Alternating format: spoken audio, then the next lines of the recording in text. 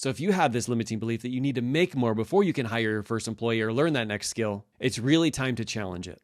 So you know that money doesn't grow on trees, right? What do you think, I'm made of money? Now, how many of you have heard these statements while you're growing up? Maybe even some of you use them today. I know I've been guilty of that too. The truth is that all of these statements have to do with our relationship with money. And what's crazy is the relationship you have with money determines how much of it you actually have. This one was painful and it actually hurt me in the beginning, but I promise you, if you lean into this call, it's going to be the game changer for you too. Now, when I say we have a relationship with money, what I mean is we actually have a way that we think of money. And a lot of times that's actually keeping us from making more of it. Let me give you an example. I want you to fill in this blank. Money is blank. Now, I want to hear in the comments what immediately comes up for you in your mind. Don't filter it. Don't coach yourself. Remember, we have to become aware of our thoughts before we have any opportunity of changing them. So if you said anything like money is hard, money's disgusting, money is evil, I never have enough money. If anything negative like that comes up for you, this video is for you. If you're ready to get uncomfortable talking about this subject so that you can stop pushing money away, well then let's go.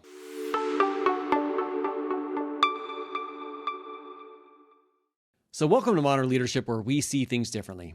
We help busy parents excel in their business and in their personal life without sacrificing family time or burning themselves out. We do that via quick tip videos on Mondays and Thursdays and longer episodes on the weekend to help personalize this for your specific leadership role. If you're new to the channel and you want to excel in multiple areas, consider subscribing. But let's jump right in. Now, initially when I started my business, and really when I started in my LAPD career, I didn't know that I had money limiting beliefs that were actually holding me back. And it wasn't until I started to get better with my relationship with money that I started to make more and more of it. It actually got to the point where I was able to retire from my police career early because my relationship with money was so much better. Now, I know I addressed this a little bit in the beginning, but what I mean by a relationship is the thoughts that we have about money. It's crazy how the human brain works. It's like whatever it focuses on, it will go out and create more of. So if we have a lack scarcity mindset, we'll literally be looking at everything around us to prove that that is true. But the opposite is actually possible too. It's just our brain doesn't typically go down that path because it's all about fear, about scarcity, about lack, because that's dangerous. So it's very easy to grab our attention and hold it, which is why I put this video together for you today. I want to share 7 different limiting beliefs around money that could be keeping you stuck. Limiting belief number 1. This is really for a lot of business owners out there. And that's I need to make more money before I can either invest back into my business, hire employees, or develop that next skill. Now, if we think of this logically, if everything that we're currently doing has gotten us to this level, in order for us to achieve the next level, we actually have to do something different. But in this limiting belief, we get stuck that we need to actually achieve more, we need to make more, we need to have more time before that could even be possible. But if we're constantly doing the same thing over and over and over again, how is that ever going to happen? The truth is, it isn't until we take that step. So when we hire that first employee, we go out and we learn that next level skill, it will naturally free us up to do more of the important work in our business. This even works for home. So if you have activities that you're doing at home while you're working your business, have you ever thought about the cost of continuing to do those activities at home, maybe some of the laundry, maybe some of the cleaning, and how that's adding up to you not being able to hit your full potential in your business? The moment we got somebody to come in and help out around the house was the moment we had more time to sell our programs, to communicate with more people, and to do more YouTube videos. If we hadn't done that, we'd have never had the time or the space to grow the business into where it is today. So if you have this limiting belief that you need to make more before you can hire your first employee or learn that next skill, it's really time to challenge it. Limiting belief number 2 is I don't want to sound salesy. What's crazy with this one is a lot of times we see people out there that we would conceive as being salesy. And what our brain says is if we want to be able to achieve success, if we want to be able to sell our programs or our products, we must have to do it just like they do. And so it convinces us not to even step out and help people with our programs or our products. Now, let me tell you, the truth is there's a million different ways that you can sell your program or your product. I would suggest you find one that's in alignment with your values and your goals. And it doesn't make you feel like you have to be somebody else in order to do that. And if you need any help with that, I'll definitely leave you a link for an application below so I can jump in and give you some personal advice. Limiting belief number 3 is I have to charge less so I can help more people. I want you to think about this. When's the last time that you downloaded some free content? Maybe a free video, maybe even a free podcast. How much action did you take once you downloaded that? If you're anything like me, it's far less action than the things that you actually paid for. What I've realized in my business career is the more skin that I had in the game, the more consistent I would be and the more action that I would take and the more results I would get from that specific program. Tell me the same isn't true for you. When you've either signed up for something free or something that costs a little bit, you put a little bit of energy and effort. But if you were to spend $10,000 on the exact same thing, I guarantee you're going to put the time and energy in because guess what? This absolutely needs to work for me. Now, when you lower your price, you actually lower the amount of energy and effort that people are going to put into it. So don't shortchange yourself and don't shortchange your customers. Now, before we get into the next one, if you're enjoying this video, definitely smash the like button. The number 4 limiting belief has to do with other people's comments. Here's the thing, guys. If you have a business, and especially if it's on social media, there's going to be haters that are out there. Think of how easy it is to reply to a comment, to an ad, to a story, to a video. It's such a low barrier for entry that so many people decide that they want to try and share their negativity with you. Now, I want you to think about this. The last time you were scrolling, if you saw something that you didn't agree with, or you saw somebody selling a product, did you take the time and energy to sit down and to write them a negative comment? My guess is you didn't, or you wouldn't be here. You're not out there trying to be the darkness. You're out there trying to be the light. My guess is that you have not spent the time trying to degrade people and make them feel unworthy. So when you get some comments on your stuff, I really want you to think about this.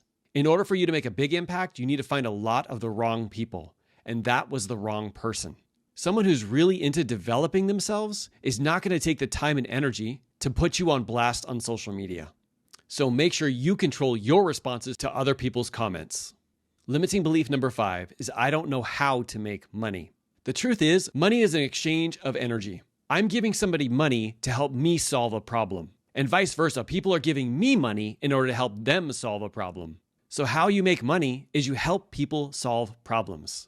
So many times we have these limiting beliefs, even wondering if we're good enough to help people solve problems. I want you to think about this. There's been problems that you've gone through in your life that you've been able to overcome. There's somebody out there in the world right now who is literally struggling with the hope they need to actually solve this problem. Some of them don't even know that it's possible. And when you take the energy away from yourself in terms of like, I don't know what I'm doing, to there's people out there who need my help, you're going to do whatever you physically can to make it happen. So when you're focusing your time and attention on how you don't know how to make money, all of your energy is going to flow to that. Instead, think about the people that you're going to be impacting and the problems you're going to help solve, things that you've literally been able to walk through yourself. I mean, you have the blueprint. All you have to do is ask them if they want a copy of it. And remember, if they decide not, it just means they're not your people. It does not mean it's time to give up. Number 6 is I don't know how to manage my money.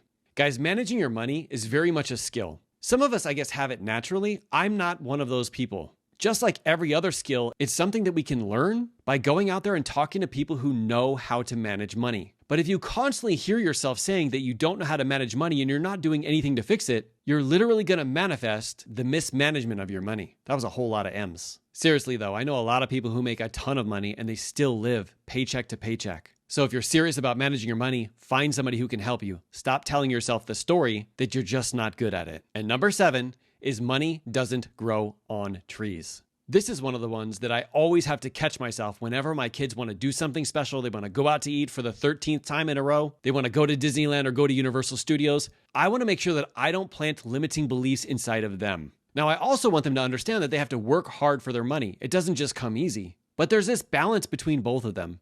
And if I'm constantly telling them that money doesn't grow on trees, or what do you think, I'm made out of money, it's going to start implanting some of these limiting beliefs for them. I really think it's my job, so many of these different limiting beliefs that have held me back, to not pass those on to my kids.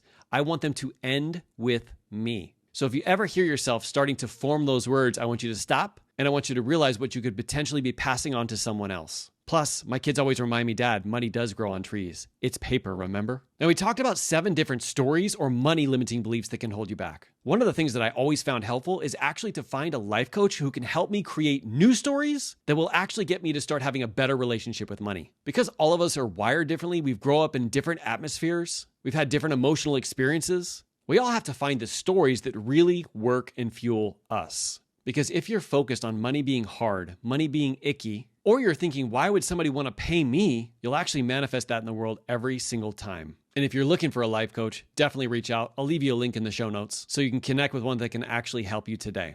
Now that you know some of the stories that might be holding you back from creating more money, you might be wondering some of the stories that Teresa and I used to almost 10x our business income. Don't worry, I got you covered. Check out this video where Teresa and I shared how we almost 10x'd our business income with this one strategy. Don't forget to subscribe and keep leading from the front. Bye, leaders.